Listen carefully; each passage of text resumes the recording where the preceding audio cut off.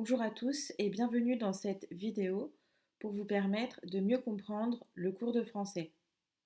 Aujourd'hui, je vais vous présenter le sommaire de notre séquence 5, la critique sociale dans les femmes savantes de Molière. Puis, je reviendrai sur la lecture analytique numéro 1 de l'acte 1, scène 1 de cette même pièce de théâtre. Donc tout d'abord, voici donc le résumé de la séquence 5.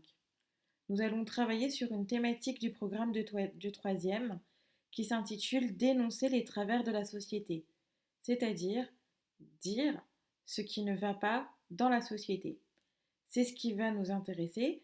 On va essayer de montrer comment Molière s'y prend pour dénoncer ce qu'il considère être les défauts de sa société. Donc quels sont ces défauts et surtout, pourquoi on continue d'étudier cette pièce de théâtre aujourd'hui? Pourquoi les défauts de la société du XVIIe siècle peuvent-ils être encore intéressants à étudier aujourd'hui? Eh bien, sans doute parce qu'ils font écho à des problèmes de notre époque. On essaiera de voir lesquels. Les objectifs généraux qu'on peut se fixer pour cette séquence, ce que j'aimerais que vous soyez capable de faire à la fin de la séquence, c'est d'être capable de lire une pièce de théâtre tout d'abord, intégralement, de comparer plusieurs mises en scène, d'acquérir le vocabulaire de l'analyse des textes théâtraux, donc employer les bons mots, les bons termes du genre théâtral, et surtout comprendre la société du XVIIe siècle, ses valeurs, ses principes, mais aussi ses défauts qu'on appelle les travers, et réfléchir à la place des femmes dans la société. Donc voilà ce qu'on prévoit de faire dans cette séquence. Je vais maintenant passer à la deuxième partie de cette vidéo qui consiste à faire un résumé de la lecture analytique numéro 1.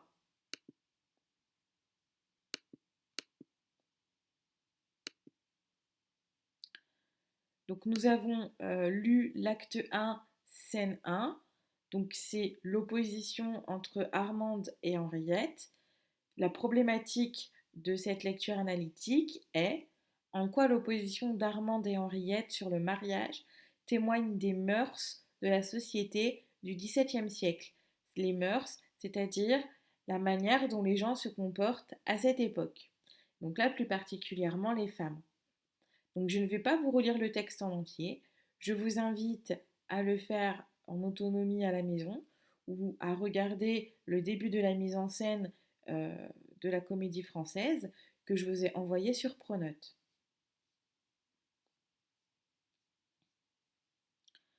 Nous avions 4 questions d'analyse sur lesquelles se concentrer. La première, qui est pour le mariage et quels sont ses arguments? Donc évidemment, vous l'avez compris, c'est Henriette qui est pour le mariage. Donc elle a plusieurs arguments. Donc le premier argument d'Henriette, c'est que le mariage est un moyen d'être heureuse, tout simplement. C'est un bonheur simple que de construire une famille. On peut citer cette réplique, un mari, des enfants, un ménage. Ensuite, son deuxième argument, qui est logique, terre à terre, c'est qu'elle est tout simplement en âge de se marier. Elle est ni trop jeune, ni trop vieille pour le faire. C'est le moment ou jamais, donc, de se marier. Elle le dit clairement, c'est à mon âge, qu'y a-t-il de mieux à faire? Ensuite, son argument, c'est que le mariage va la rendre heureuse puisque son amour est réciproque, attaché à soi par le titre d'époux, un homme qui vous aime et souhaite aimer de vous. Son autre argument, c'est que la philosophie n'est pas pour elle parce qu'elle est pragmatique, que tout le monde n'est pas fait pour être philosophe, hein, que tout le monde n'est pas fait pour être une femme savante, comme sa sœur et sa mère. Tout esprit n'est pas composé d'une étoffe à faire un philosophe. Et elle se dit terre à terre, c'est-à-dire dans la logique, voilà, dans le monde réel et non pas dans le monde spirituel ou intellectuelle. Et surtout, elle a un autre argument qui est complètement implacable, c'est que pour être nés, hein, Henriette et Armande ont bien eu besoin d'une mère qui s'est mariée et a fait des enfants.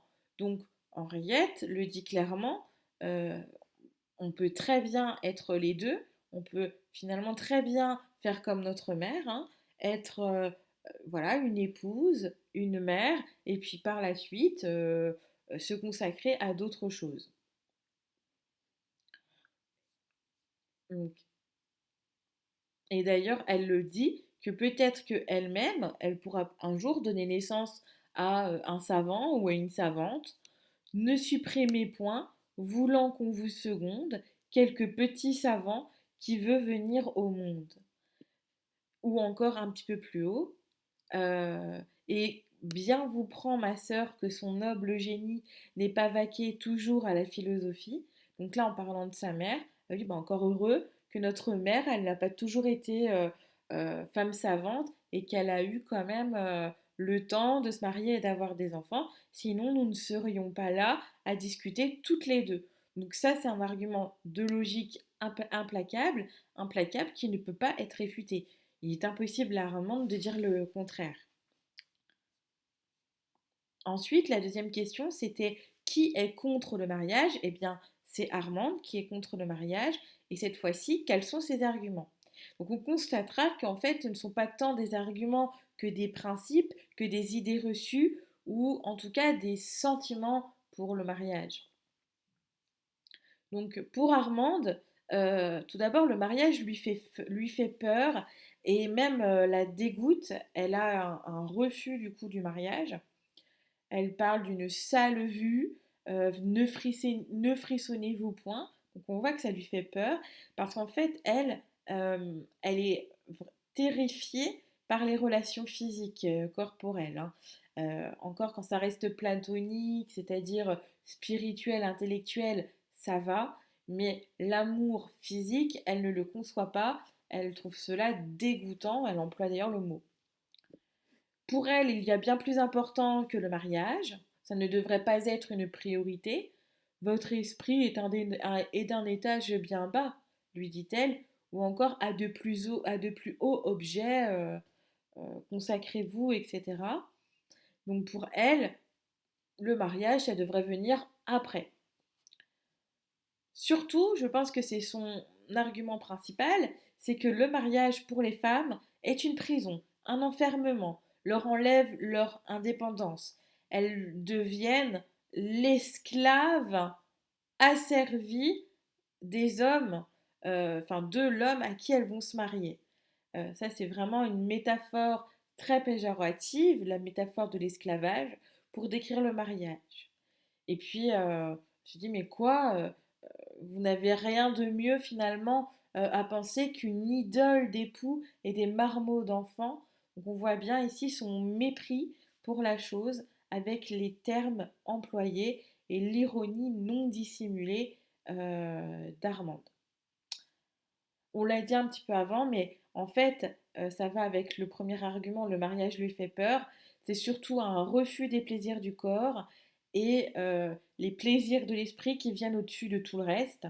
Elle lui dit, hein, traiter de mesprit les sens et la matière. Les sens, c'est-à-dire les sensations. La matière, c'est ce qu'on peut toucher, hein, ce qu'on peut ressentir avec le corps. Mariez-vous à la philosophie, donc il faut mettre l'étude, la philosophie, l'intellect au-dessus de tout le reste.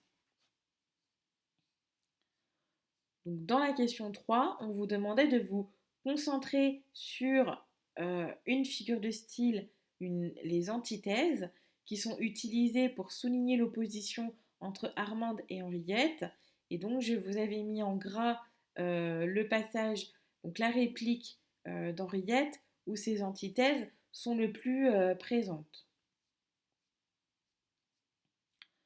Alors, rappelons tout d'abord qu'une antithèse, c'est quand on a des idées contraires dans une même phrase ou dans un même paragraphe.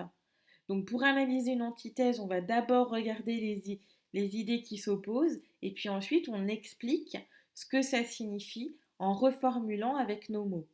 Donc là, par exemple, dans le passage habité par l'essor d'un grand et beau génie, les hautes régions de la philosophie, tandis que mon esprit se tenant ici-bas, goûtera de l'hymen les terrestres appâts. Donc on a plusieurs idées qui s'opposent. Tout d'abord les hautes régions et ici-bas, la philosophie et l'hymen. L'hymen c'est synonyme de mariage. Grand et beau génie qui s'oppose à terrestres appâts. D'ailleurs, plus tard, on retrouve une autre antithèse qui revient elle aussi à opposer en fait le mariage à la philosophie, en rendant donc le mariage très négatif et la philosophie très positive. C'est souligné aussi par l'emploi des pronoms personnels de la première et de la deuxième personne. Vous, du côté de l'âme et des nobles désirs. Moi, du côté des sens et des grossiers plaisirs. Vous, donc c'est Armande, et moi, c'est Henriette qui est en train de parler. Donc on voit bien l'opposition des deux sœurs avec le pronom personnel qui se trouve en début de vers et qui est suivi d'une virgule. Ici, on voit bien que de nouveau, on a l'opposition entre les nobles désirs, qui sont donc ceux de l'intellect, de la philosophie, et puis les grossiers plaisirs, qui sont liés donc au mariage, à la vie, tout simplement à un amour aussi qui peut passer par des plaisirs corporels, hein.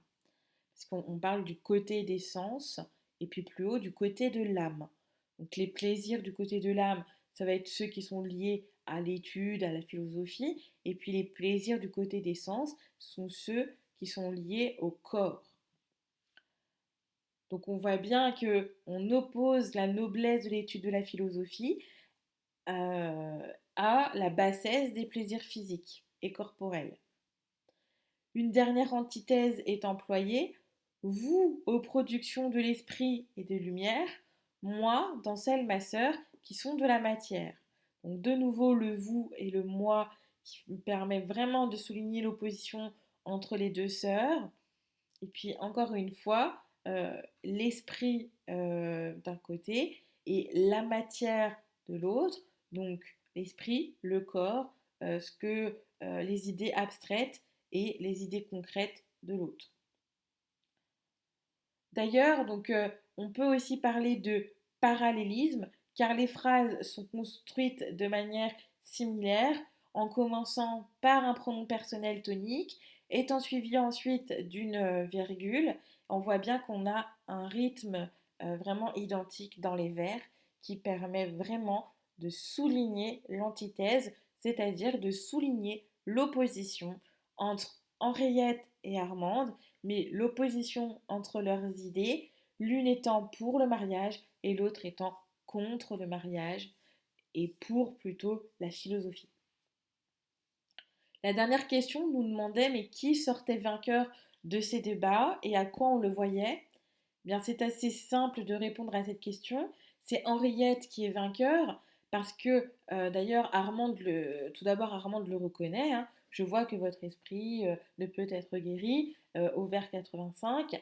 D'ailleurs, elle a un plus grand nombre d'arguments, Henriette, et surtout les arguments d'Henriette sont implacables. On ne peut pas contester quand elle dit ben voilà, il a bien fallu que notre mère fasse des enfants pour qu'on voit le jour. Donc la preuve on peut être femme savante et mère. Et c'est surtout ça vraiment qui va rendre son argumentation gagnante, convaincante. Alors que Armande, elle est plutôt dans le jugement, elle rejette le mariage, mais c'est plutôt par principe, par peur, par dégoût aussi. Et son seul argument qui peut être valable, c'est celui de l'indépendance des femmes, le fait que les femmes renoncent à une forme d'indépendance quand elles se marient. Mais c'est vraiment un argument qui est très difficile à entendre au XVIIe siècle, où les femmes ne se considéraient que comme des objets, des propriétés qui appartiennent aux hommes. Elles appartiennent à leur père tout d'abord, hein, qui fait tout hein, pour leur trouver un mari afin de se libérer de cette charge d'élever une fille, hein, voilà, faut le dire. Euh, D'ailleurs, les pères payent les maris à cette époque.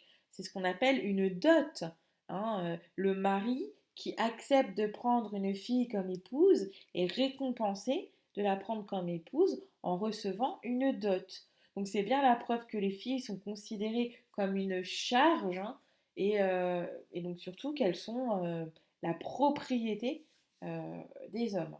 Donc c'est très difficile du coup d'entendre cet argument d'Armande que les femmes sont esclaves de leur mari au XVIIe siècle.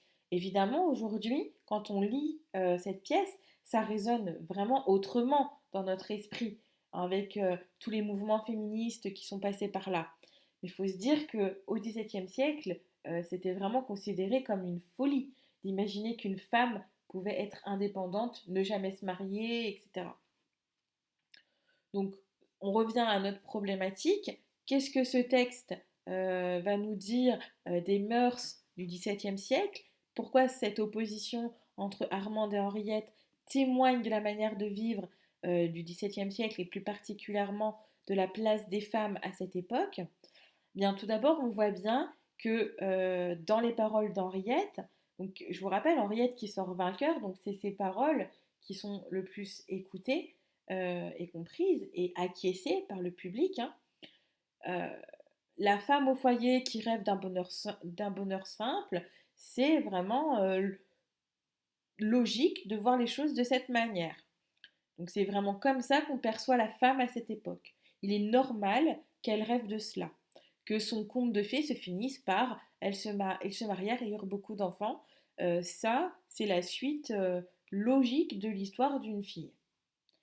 Les femmes, au XVIIe siècle, se doivent d'être discrètes, obéissantes à leur mari, rangées derrière l'idée de leur mari. Et là, on le voit bien dans la manière dont se comporte Henriette, à clairement penser que être une femme au service de son homme, avoir un ménage, c'est tout à fait normal. La femme, elle doit aussi être, surtout donc là dans les milieux nobles, hein, elle doit surtout être l'alter ego du gentilhomme, donc le pendant féminin du gentilhomme, hein, qui a donné gentleman en anglais. Gentilhomme, l'homme bien élevé, qui a toutes les valeurs de l'aristocratie. Eh bien, la femme, elle aussi, elle doit avoir toutes les valeurs de l'aristocratie, euh, et notamment une qui est vraiment importante, c'est la bienséance, donc c'est bien se comporter, obéir au protocole, aux règles de vie en société. Et le mariage en fait partie. Tout ça, être la femme noble, parfaite, bienséante, c'est ce que vise Henriette. Tandis que Armande, elle s'oppose totalement à cette conception en faisant de la philosophie, de l'étude, de l'intellect son unique but. Il y a un problème dans tout ça, parce qu'on a l'impression qu'Armande, elle n'est pas totalement sincère dans cet objectif. Et c'est ce qui va rendre finalement cette scène dissonante, c'est que on sent bien qu'il y a surtout un peu de jalousie de la part d'Armande qui reproche à sa sœur finalement de lui piquer Clitandre. Euh, et elle désapprouve le mariage de sa sœur, surtout parce qu'elle est jalouse que Clitandre ait choisi Henriette au final et non elle. Donc voilà pour cette première scène de la pièce de théâtre Les femmes savantes. On appelle ça une scène d'exposition parce qu'elle permet de présenter les lieux, l'époque, les personnages. Donc ici, dès le départ, on voit bien qu'un des enjeux majeurs de la pièce, ça va être l'opposition entre les deux sœurs, Armande Henriette, et l'histoire d'amour qui se cache derrière avec Clitandre et le mariage et que l'issue recherchée pour que ça finisse bien, c'est que le mariage entre Clitandre et Henriette puisse avoir lieu. Alors, comme c'est une comédie classique, évidemment, on nous le dit dès le départ, la scène, elle se déroule dans une maison bourgeoise. On reconnaît aussi la langue, les mœurs du XVIIe siècle, et on peut espérer que l'histoire se finisse bien, puisque, encore une fois, c'est une comédie et que dans la comédie, tout doit bien finir. Voilà pour cette vidéo, j'espère qu'elle vous aura aidé à mieux comprendre le cours sur les femmes savantes, à le réviser également. N'hésitez pas à me demander si vous avez besoin d'aide.